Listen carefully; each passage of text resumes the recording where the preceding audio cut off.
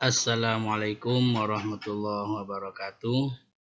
Bismillah, alhamdulillah, wassalatu wassalamu ala rasulillah wa ala alihi washabihi wa wala ma'badu. Marilah kita awali pembelajaran malam ini seperti biasa dengan pembacaan suratul Fatihah. Mudah-mudahan dengan berkahnya surat Al-Fatihah menjadikan ilmu kita semakin bermanfaat dan barokah. Ala hadhihi niyah wa kulli niyatin shalihah. Al-Fatihah.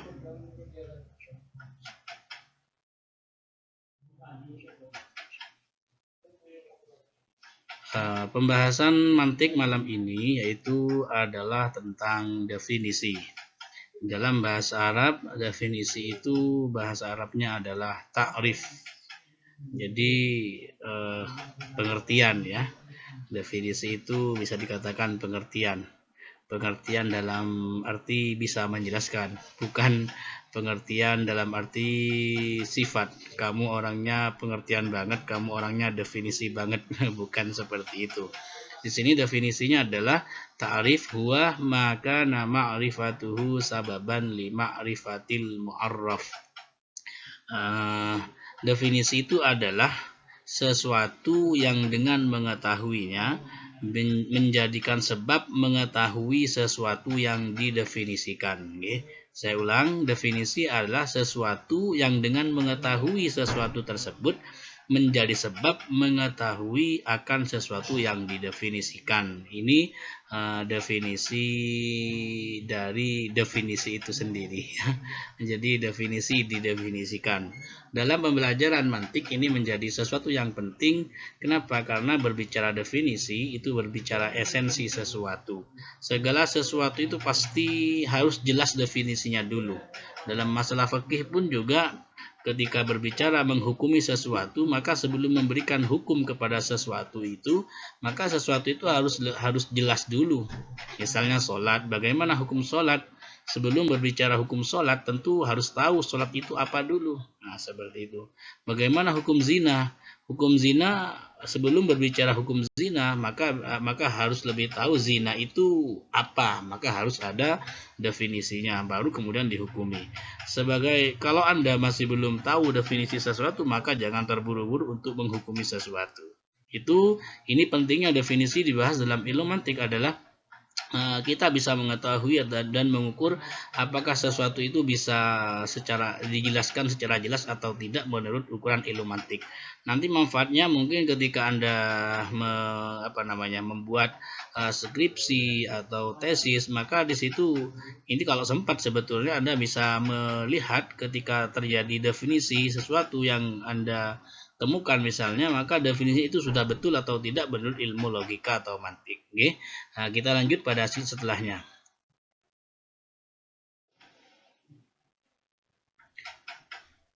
Di sini pembahasan ilmu mantik sebelum membahas tentang ketentuan-ketentuan, terutama di sini dibahas tentang pembagian definisi dulu. Pembagian definisi itu ada had. Had itu dibagi dua, ada had yang lengkap, ada had yang tidak lengkap. Had ini dalam bahasa Arab artinya batas. Kemudian yang nomor dua ada pembagian definisi yaitu rosmi. Rosmi ini tanda, artinya tanda. Di situ dibagi dua, ada rosmi lengkap dan rosmi tidak lengkap. Dan yang terakhir yang nomor 5 definisi itu ada yang lafzi seperti itu. Di sini definisinya kalau had lengkap, had yang lengkap atau dalam bahasa Arab dikatakan had yang tam, yaitu mendefinisikan sesuatu dengan memakai kata jenisnya jenis yang dekat kemudian ditambah pembeda. Contoh, manusia adalah hewan yang berakal. Jadi manusia ini sesuatu yang didefinisikan, kemudian kata hewan ini adalah jenis yang dekat. Kemudian berakal ini adalah pembeda. Yang dimaksud pembeda bagaimana? Di sini andai kata hewan saja, maka binatang di situ masuk. Karena dengan kemudian ketika dikasih pembeda yaitu berakal, maka binatang tidak masuk. Kemudian yang kedua, had yang tidak lengkap, jenis yang jauh, pembeda. Itu seperti itu, mendefinisikan sesuatu dengan pakai jenis yang jauh kemudian pembeda, maka itu dikatakan had yang tidak lengkap. Contoh, manusia adalah benda yang berakal, di situ pakai bahasa benda, bukan pakai bahasa hewan. Jadi ini masuk kepada had yang tidak lengkap. Kalau saya analogikan misalnya contoh, Kalau ada orang mendefinisikan sholat misalnya, kemudian yang diambil adalah sholat itu apa? Sholat itu misalnya adalah pakai bahasa ibadah. Nah, ini lebih baik daripada memakai kata sholat itu adalah sesuatu yang titik-titik misalnya. Kalau orang itu mengatakan sholat adalah ibadah yang diawali dengan takbir dan diakhiri dengan salam, itu tentu lebih baik daripada mengatakan sholat itu adalah sesuatu yang diawali dengan takbir dan diakhiri dengan salam. Kenapa? Karena kalau pakai bahasa ibadah, maka di sini fokus kepada sesuatu yang bernilai pahala. Beda dengan pakai bahasa sholat adalah sesuatu. Sebelum dilanjutkan bahasa sesuatu itu, maka bahasa sesuatu itu sangat luas, maka dikatakan jenis yang jauh. Maka bisa gorengan, bisa pasir, bisa semen, kan seperti itu. Jadi bahasa sesuatu itu sangat luas sehingga dikatakan jenis yang jauh. Maka kalau mendefinisikan sholat itu lebih baik dengan pakai bahasa langsung ibadah. Kenapa? Karena itu adalah dekat sekali dengan sesuatu yang didefinisikan. Karena kalau sudah bahasanya ibadah, berarti bukan sesuatu yang mengandung maksiat atau mengandung dosa. Pasti sesuatu yang dilakukan adalah mengandung pahala. Tinggal dikasih pelengkap yang diawali dengan takbir dan diakhiri dengan salam. Kemudian yang ketiga, resmi lengkap. Resmi lengkap ini sama pakai jenis yang dekat, cuman bedanya disertai dengan karakter. Karakter ini sesuatu yang hanya dimiliki manusia. Contoh, manusia adalah hewan yang bisa tertawa. Ini dikatakan resmi yang lengkap. Kenapa kok dikatakan resmi? Karena di sini tidak disertai dengan pembeda, tapi pakai bahasa karakter, sesuatu yang melekat kepada suatu yang didefinisikan seperti itu. Di sini tertawa bisa menjadi karakter manusia. Jadi ketika didefinisikan dengan hewan yang bisa tertawa, maka itu pasti menuju ke manusia.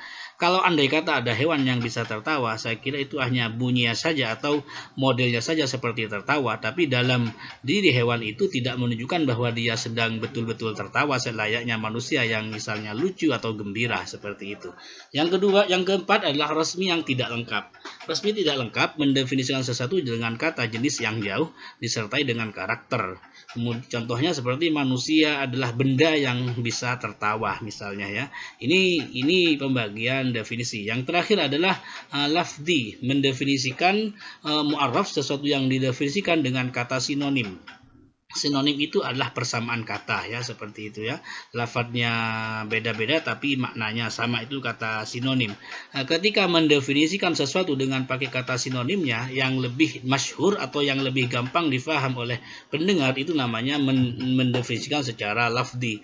Dan ini lebih mudah mendefinisikan, cuma tidak betul-betul mencakupi secara keseluruhan ya. Misalnya di situ haid adalah menstruasi. Itu pembahasan tentang pembagian definisi secara umum. Kemudian kita akan lanjut kepada ketentuan definisi. Ya, ini slide kali ini saya akan membahas tentang ketentuan definisi secara umum. Ketentuan definisi yang paling inti adalah ada dua. Yang pertama adalah definisi itu harus muttarid, dan yang kedua harus munakis. Apakah muttarid itu? Apakah munakis itu? Ya, muttarid itu adalah memasukkan setiap sesuatu yang memenuhi susunan kata yang membentuk definisi tersebut.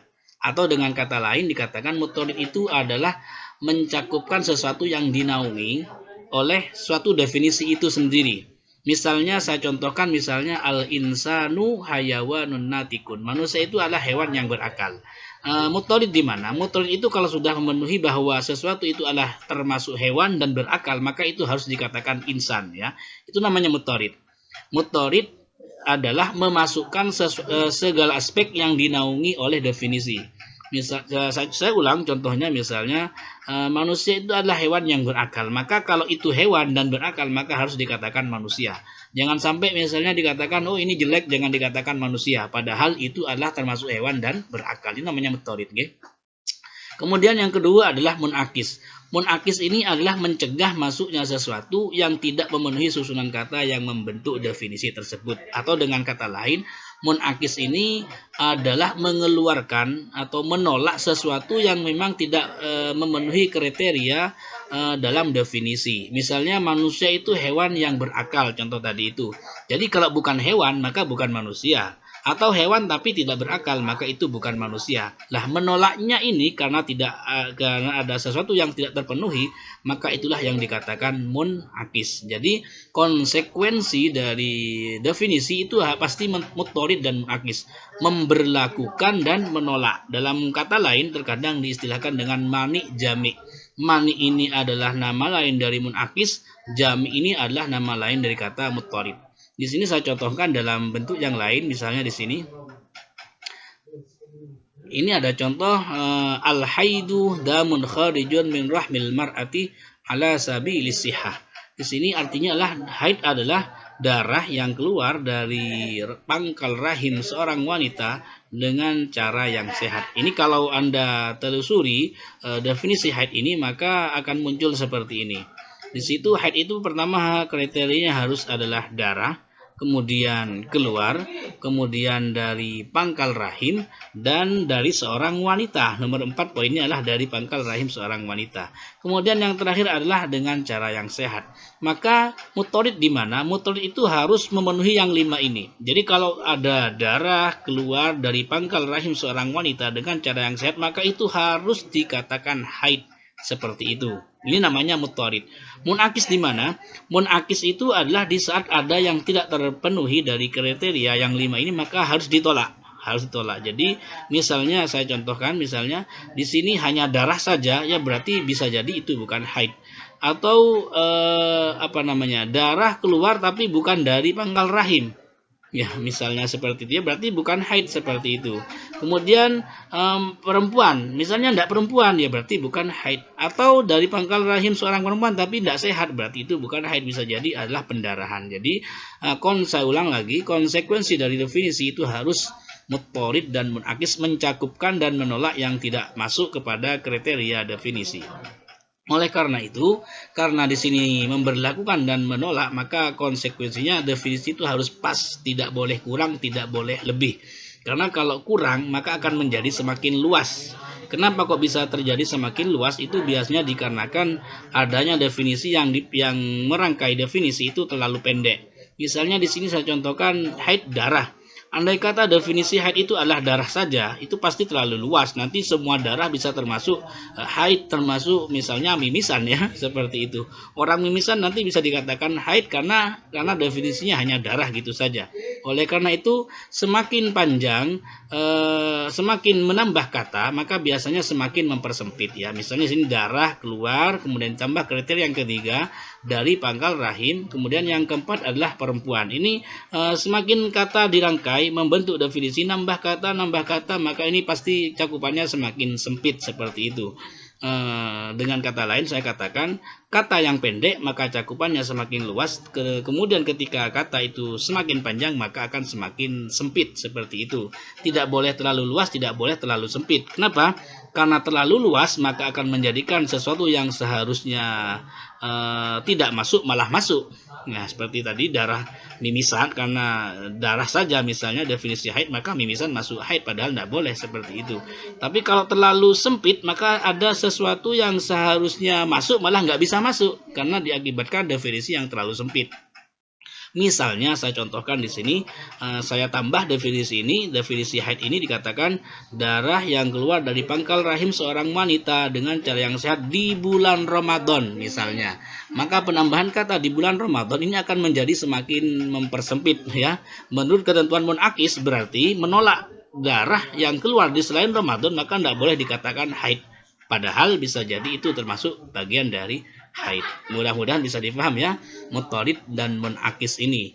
Jadi intinya mutorid itu mencakupkan, kemudian munakis itu menolak yang tidak sesuai. Oleh karena itu definisi itu harus pas, tidak boleh terlalu luas sehingga yang seharusnya tidak masuk malah masuk, dan juga tidak boleh terlalu sempit sehingga menjadikan sesuatu yang seharusnya masuk malah nggak bisa masuk, ya. Seperti cincin lah, ya. Cincin itu kalau cincin Anda terlalu kecil kemudian jarinya besar, ini malah nggak bisa masuk jarinya, seperti itu. Begitu pula kalau misalnya cincinnya terlalu besar, maka jarinya kecil, kemudian mau dimasukkan ke cincin yang terlalu besar, maka bisa jadi bukan hanya jarinya yang masuk, tapi seperti itu, bisa jadi tangannya malah masuk ya. Atau sepatu ya, sepatu misalnya. Kalau sepatu kebesaran, maka bukan hanya kaki yang bisa masuk di situ, tapi pasir yang seharusnya nggak masuk malah masuk seperti itu. Tapi kalau terlalu kecil, maka maka sandal yang kaki Anda yang mau masuk malah nggak bisa masuk semua seperti itu. Jadi harus pas, tidak boleh terlalu sempit, juga tidak boleh terlalu luas, harus pas. Ini adalah ketentuan dan konsekuensi dari ketentuan definisi yang bernama mutorid dan munakis. Lanjut ke setelahnya. Misalnya di sana contoh ya, Islam adalah apa, seperti itu. Definisi itu. Nah, di sini ini sebetulnya contoh Anda dalam membahas ini. Islam adalah apa? Definisi sholat tahiyatul masjid itu apa? Definisi sholat tahajud itu apa? Definisi nikah mut'ah itu apa? Insya Allah ini akan lebih mantap kalau saya bahas secara secara tatap muka. Kita lanjut saja. Ketentuan yang nomor 3, definisi harus lebih memperjelas, artinya jangan tambah jauh dan membingungkan. Contoh, Islam adalah agama yang bukan Kristen dan bukan Hindu. Ini tidak boleh. Kenapa? Karena tidak boleh mendefinisikan sesuatu dengan pakai kata bukan, karena bukan itu lepas ya. Bukan ini, bukan itu, lalu apa, seperti itu. Tidak boleh mendefinisikan sesuatu pakai bukan. Misalnya, mobil itu apa? Mobil itu bukan sendal, bukan gorengan, bukan kacamata, dan bukan ya, kalau bukan semua lalu apa, kan seperti itu. Jadi definisi itu tidak boleh pakai kata negatif, kecuali ini boleh pakai negatif tapi harus dibatasi dulu. Contoh misalnya ketika Anda belajar Fathul Qorib, ilmu fikih, biasanya dikatakan darah itu ada 3, ada haid, ada nifas, ada istihadah. Nifas itu begini, haid itu begitu misalnya. Kemudian istihadah di mana? Istihadah itu yang bukan haid dan bukan nifas, artinya bukan yang begini dan bukan yang begitu tadi ya. Jadi seperti itu. Misalnya nifas adalah begini, haid begitu. Istihadah apa? Istihadah bukan begini dan bukan begitu. Itu boleh seperti itu. Karena kalau bukan haid, bukan nifas, berarti istihadah. Ini boleh pakai kata negatif, tapi harus dibatasi dulu. Seperti itu ya. Kemudian yang nomor 4, definisi tidak boleh memakai kata-kata yang lebih samar dari mu'arrafnya. Karena tujuan definisi itu kan harus sekiranya pendengar itu menjadi lebih paham. Maka kalau tidak jelas ya tidak ada gunanya definisi. Contoh, haid itu adalah wanita yang lagi dapat dapat apa, ini tidak jelas seperti itu ya. Kemudian nomor 5, definisi tidak boleh memakai kata-kata yang sama dengan mu'arrafnya, tidak boleh terjadi pengulangan kata. Kenapa? Ya nggak ada gunanya. Aku adalah aku misalnya ya. Di sini artinya kata yang didefinisikan tidak boleh masuk dalam definisi. Contoh, sholat adalah sholat yang diwajibkan pada setiap muslim. Lalu apa seperti itu ya? Jadi wajib itu kan hukum. Ya tidak boleh. Kemudian yang nomor 6, definisi tidak boleh memakai kata-kata majas tanpa korinah. Contoh, doa adalah senjata orang mukmin. Jadi senjata itu doa. Jadi anakku adalah permata hatiku. Ini kalau menurut logika, kalau ini memang diartikan sesuatu yang nyata, maka itu bisa dikatakan salah. Jadi bahasa majas dalam logika bisa jadi salah kalau tidak ada tujuan tertentu seperti itu ya. Kemudian nomor 7, definisi tidak boleh memakai kata-kata yang sudah maklum dengan sesuatu yang didefinisikan. Contoh, pisang goreng adalah pisang yang digoreng. Ya, tentu saja seperti itu. Ya, Anda insya Allah lebih suka pisang goreng dengan gorengan pisang ya. Karena kalau pisang goreng ya pisang yang digoreng, tapi kalau gorengan pisang itu wajan. Jadi tidak bisa dimakan kalau gorengan pisang itu. Itu sekilas tentang definisi. Ini saya slide yang setelah ini adalah tentang berhubungan dengan kata-kata jenis seperti itu ya.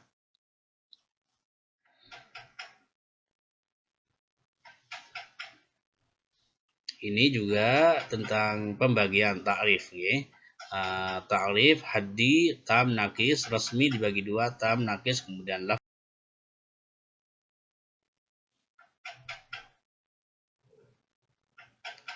Ini juga bagian dari tadi. Lanjut nih.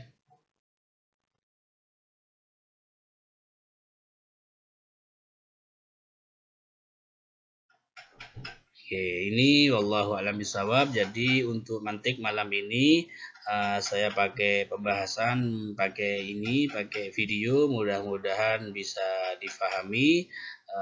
Ini adalah bagian dari kisi-kisi dalam soal ujian menjelang UTS. Mudah-mudahan dari semua materi yang pernah saya sampaikan di semester ini, mulai dari 1, 2, 3 dan sampai sekarang bisa difaham semua, dan mudah-mudahan sukses dan lancar ujiannya. Wallahul muwaffiq ila aqwamit thoriq. Wassalamualaikum warahmatullahi wabarakatuh.